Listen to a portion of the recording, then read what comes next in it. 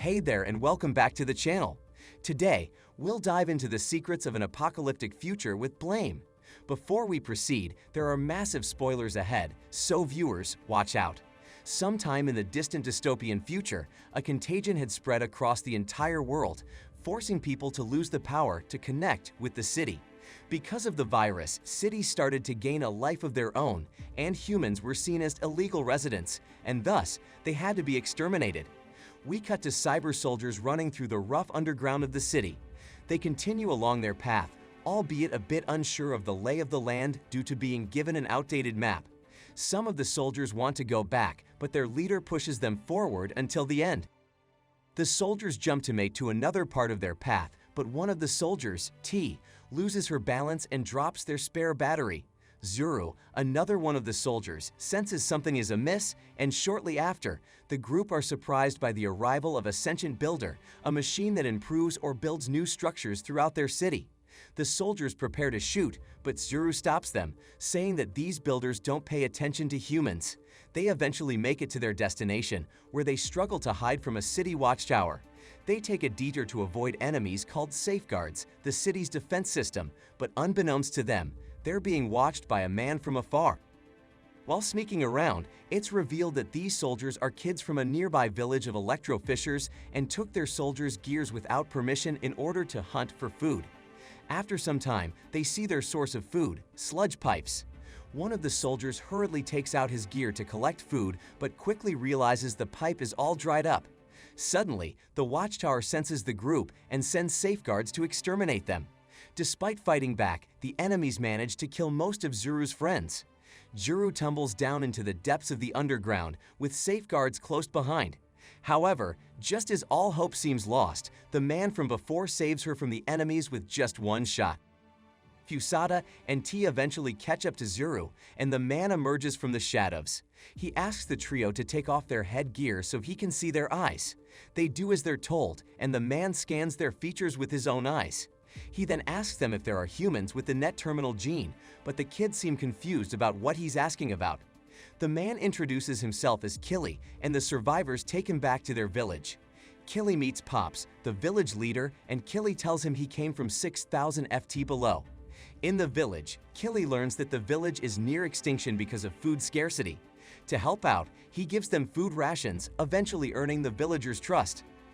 Pops explains the situation to Killy about how most of the food above ground is gone and now they have to go further and further below, but that means they sacrifice more and more people each time they go out on a mission. Killy scans the people while he is questioned, and he tells them that he's looking for someone with the net terminal gene. Killy explains that most people had that before the contagion, meaning it was before the city became sentient. Pops and Sutizo, Pop's right-hand man, deduce that if they had that, they could control the safeguards and give orders to builders, even stop the expansion of the city. Pop says that he's heard about it before from somewhere in the Rotting Shrine, a place below their village. Having heard this, Killy sets forth to explore the Rotting Shrine. Sutizo and Zuru tag along with him. They make their way below, and a hologram of a woman appears before them, introducing herself as Sibo and saying something about the net terminal gene before Killy walks through her, making her disappear. Killy scans the area and commands something to come out. He lifts up a big piece of concrete and reveals the remains of Sibo, who is actually a machine. Killy slams it against the concrete, eventually turning it on, and Sibo manages to talk. Sibo tells them that she's a scientist and recognizes Killy's gun as a gravitational beam emitter, the one he uses to eliminate the safeguards. Sibo also reveals that if they take her to the automated factory, she can make them a synthetic terminal that has the same effect as the net terminal gene. She tells them that she built the perimeter that protects the village from their enemies and that they can get more rations at the automated factory. The villagers round up a group to accompany Killy on his mission, including Zuru. They set out to find the automated factory. On the way there, Zuru discovers that Killy doesn't even have to eat, since his metabolism works differently than most humans. Pops reminds the kids that whenever safeguards appear, the ions in the air start to get charged, emitting a strange smell. He tells them to remember this in case they run into more in the future. While the villagers are asleep, Sibo recalls the time when she was with other mecha scientists, but unfortunately, they all passed away. When the contagion started, the city started to expand on its own, and the first to be eliminated were the scientists. Sibo was the chief scientist in a district far, far away. Her team managed to excavate information from the remains of the city and used it to preserve human life. They also found a way to simulate the net terminal gene and set out in search of another area with a connection port for the device. However, one by one, the scientists she was with began to fall.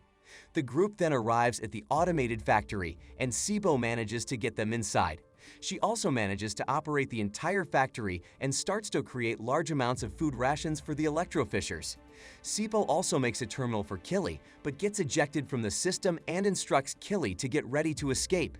Suddenly, the factory ejects multiple safeguards to exterminate the humans. The people get ready to fight. T breaks her arm while trying to back away, and the safeguards start to advance. The group retreats while Killy takes the terminal with him, completely unfazed by the safeguards that are after him.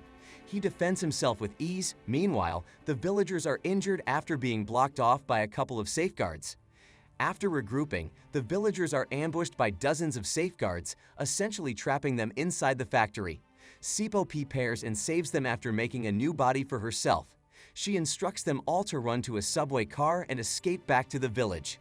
Killy gets knocked out trying to defend the villagers, but is relatively unharmed. Finally, back to the safety of their village, the people celebrate the arrival of their kin and new food supplies, but mourn the loss of those that did not make it out alive. As they hold festivities, Sibo takes Killy to place the new terminal down at the connection port in the hopes of regaining control of the sentient city.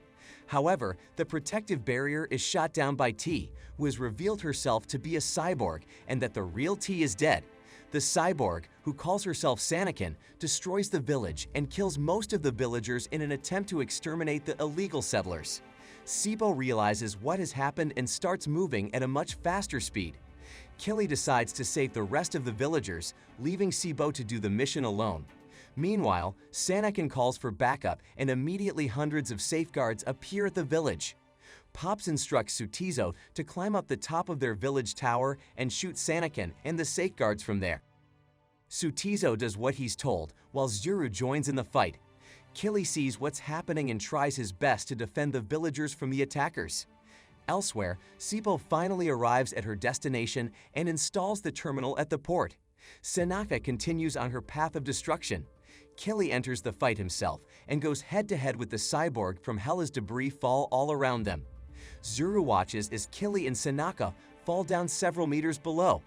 Meanwhile, Sibo gets transported into an alternate dimension. Down below, Sanaka and Killy continue their fight, with Sanaka gaining the upper hand.